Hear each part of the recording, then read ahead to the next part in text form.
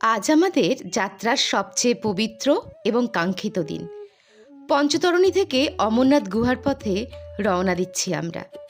প্রায় 6 কিলোমিটার দীর্ঘ এই পথ, যেখানে ভক্তি, সাহস আর আত্মবিশ্বাসী একমাত্র সম্বল।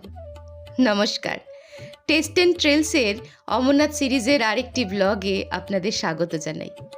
আজ আমরা 6 কিলোমিটার হেঁটে যাব গুহা পর্যন্ত, আবার গুহা থেকে বালতাল পর্যন্ত প্রায় 16 কিলোমিটার হাঁটব। ফলে পথটা কিন্তু দীর্ঘ হতে চলেছে। তাই আমরা একজন পোর্টার নিয়ে নিলাম, 2টো ব্যাগ 600 টাকার বিনিময়ে, যাতে আমরা একটু তাড়াতাড়ি হাঁটতে পারি।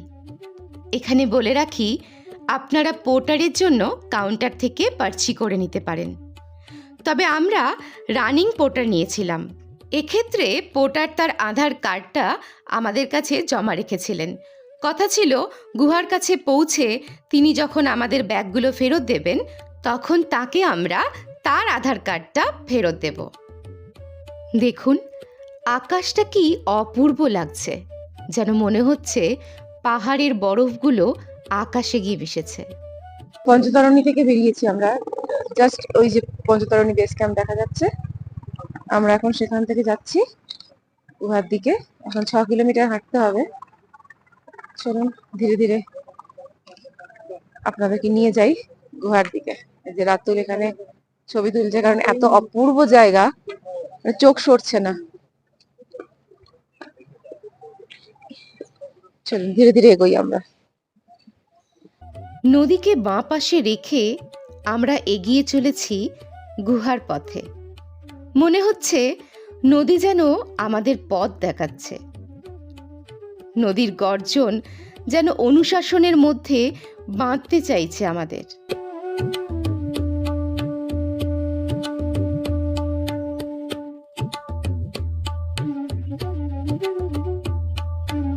শিবের নাম জপ করতে করতে আমরা এগিয়ে চলেছি। এতে যেন মনে এক জোর অনুভব করছি। যাত্রীরা যখন সবাই জয় ভোলে, বোম বোম ভোলে বলে জয়ধ্বনি করছে, বিশ্বাস করুন, যেন গায়ে কাঁটা দিয়ে উঠছে।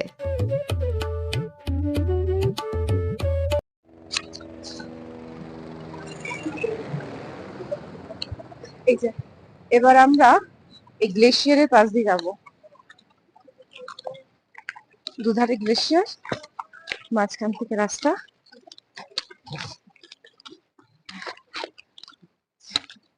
দেখুন, বিশাল গ্লেশিয়ার।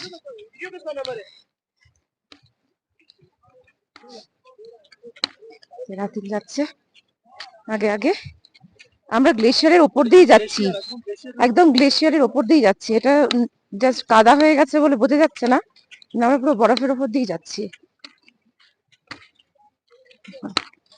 দুধারে গ্লেশিয়ার, এখানে গ্লেশিয়ার।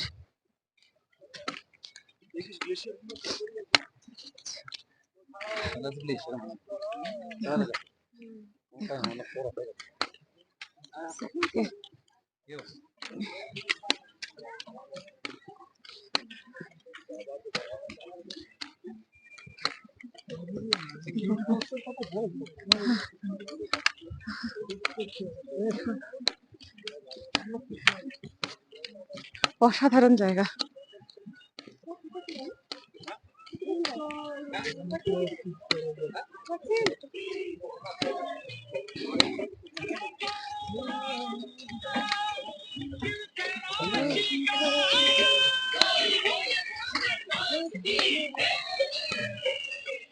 একটু স্লিপারি হয়ে আছে, তাই খুব ধীরে ধীরে চলতে হচ্ছে আমাদেরকে, যে কোনো মোমেন্টে পা পিছলে যেতে পারে।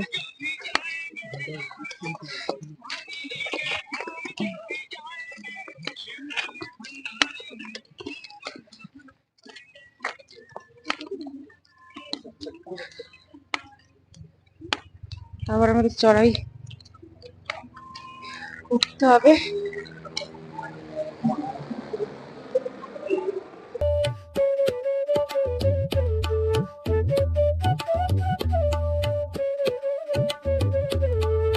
এই দেখুন ওই উঁচু দিয়ে আমাদের যেতে হবে। এই যে এখান থেকে গিয়ে ঘুরে একদম ওই যে দূরে দেখা যাচ্ছে ওইখানে যেতে হবে আমাদেরকে। ওটা হচ্ছে সঙ্গম টপ। বিশাল উঁচু, খুব চড়াই এখন। সঙ্গম টপের পরে হয়তো উতরাই আছে, যেই অবধি এখন আমাদেরকে চড়াই করতে হবে। আর এই যে মানে কোথায় যে সিকিউরিটি নেই আমাদের জন্য ভাবতে পারবেন না। Thanks to Indian security force. মানে এখানে এলে বোঝা যায় যে আমাদের ইন্ডিয়ান আর্মি আমাদেরকে কতটা সুরক্ষা দিচ্ছে। Thanks to them, thanks to our Indian government.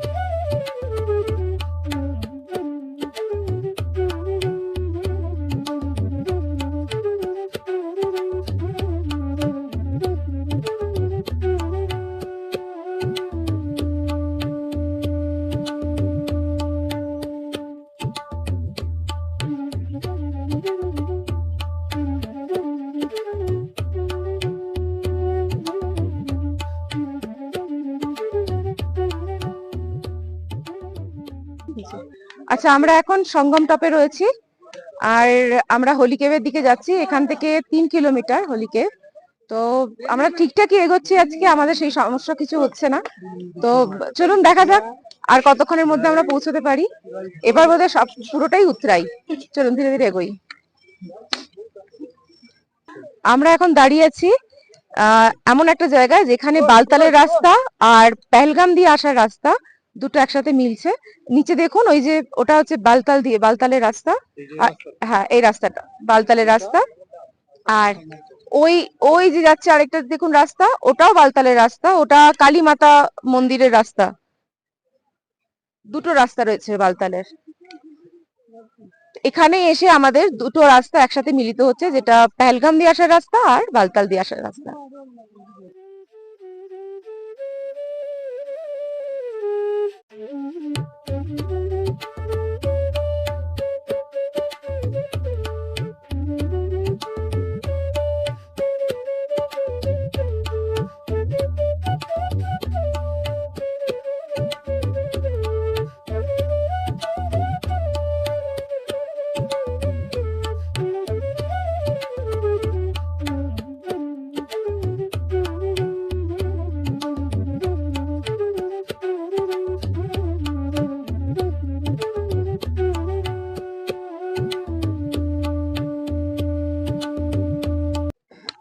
ওই যে দেখুন সামনে গুফা দেখা যাচ্ছে।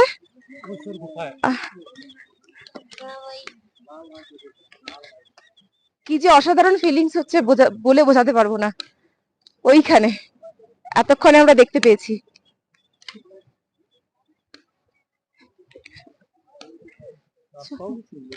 খুব সুন্দর রাস্তা, সামনে গ্লেশিয়ার।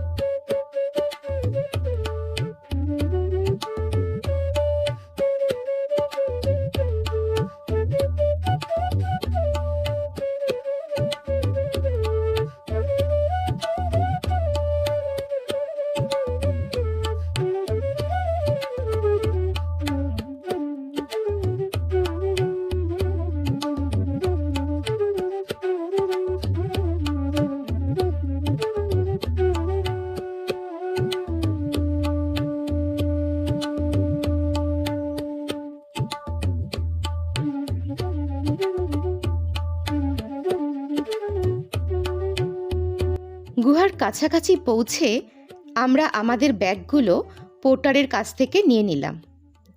এবার আমরা নদীর অন্য পাড়ে যাচ্ছি। এখানে এসে দেখলাম পর্যাপ্ত সংখ্যক ওয়াশরুম এবং স্নানের জন্য আলাদা ব্যবস্থা আছে। আপনারা চাইলে এখানে স্নান করে পুজো দিতে পারেন। আমরা কিন্তু এখানেই স্নান করে পুজো দেব। আমরা এখন গুহার দিকে যাচ্ছি, অমরনাথ গুহার দিকে। ভীষণ এক্সাইটেড লাগছে, অনেক দিনের স্বপ্ন পূরণ হচ্ছে। রাতুল,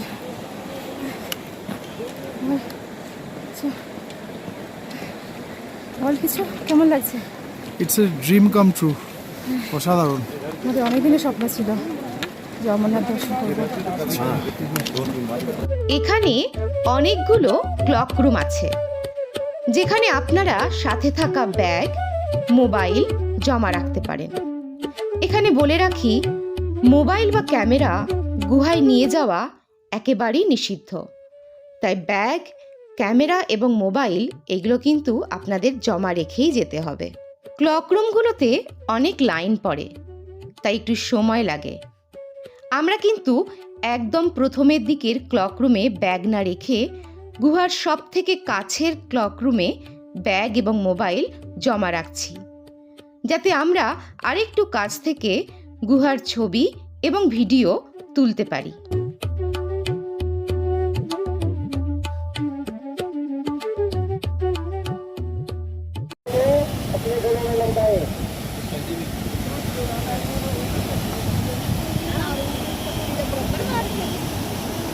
অমরনাথ গুহার পাশ দিয়ে বয়ে চলা অমরাবতী নদীকে পাশে রেখে আমরা এগিয়ে চললাম গুহার দিকে। নদীর ওপর জমে থাকা সাদা বরফগুলো নদীর সৌন্দর্যকে যেন এক অন্য মাত্রা এনে দিচ্ছে। এখানে শ্রাইন বোর্ডের দোকান আছে, যেখান থেকে আপনারা বিভিন্ন দামের পুজো সামগ্রী কিনে নিতে পারেন। আমরা সাথে থাকা ব্যাগগুলো জমা রাখার পর পুজোর সামগ্রী কিনে গুহায় যাওয়ার লাইনে দাঁড়িয়ে পড়লাম। লাইনে দাঁড়িয়ে থাকার সময় এক অন্যরকম শিহরণ হচ্ছিল।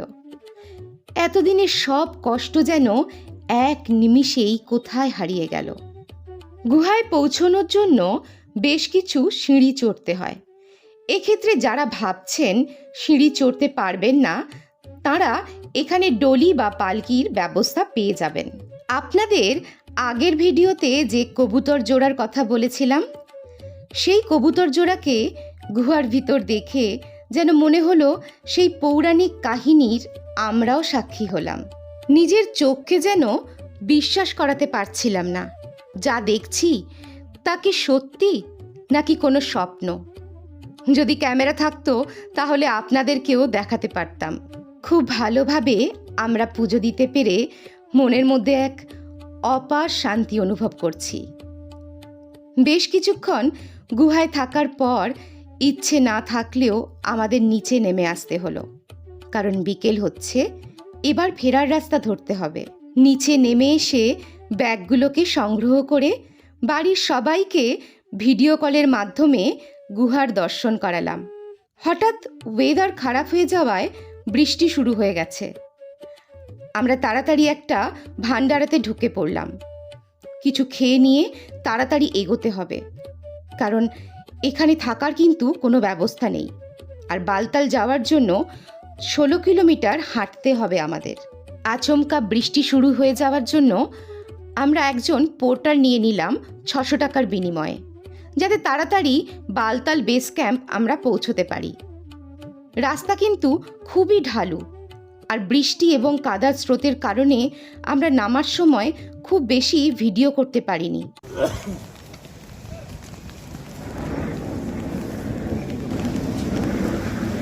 যে ওপরের রাস্তাটা যাচ্ছে পঞ্চতারণীর দিকে, আর নিচের রাস্তাটা যাচ্ছে বালতালের আরেকটা রাস্তা। আমরা রয়েছি কালীমাতার দিকের রাস্তা বালতালের। এই রাস্তাটায় আমরা আছি। ওই উঠতে হবে আমাদের ওই উঁচুতে। এক টানা 16 কিলোমিটার হাঁটা এবং বৃষ্টির কারণে আমরা ঠিক করলাম বালতালে না থেকে সোনমার্গ চলে যাব, কারণ সোনমার্গের দূরত্ব বালতাল বেস ক্যাম্প থেকে 14 কিলোমিটার। এক্ষেত্রে কিন্তু আমাদের পোর্টার আমাদের খুবই হেল্প করেছেন গাড়ির ব্যবস্থা করে দিয়ে। গাড়ি ভাড়া পড়েছে 2000 টাকা। আজ এই পর্যন্তই। দেখা হচ্ছে পরের ভিডিওতে সোনমার্গে। ভিডিওটা ভালো লেগে থাকলে ভিডিওটিকে লাইক, শেয়ার এবং চ্যানেলটিকে সাবস্ক্রাইব করার জন্য অনুরোধ রইল। পাশে থাকবেন, সাথে রাখবেন টেস্ট অ্যান্ড ট্রেলসকে।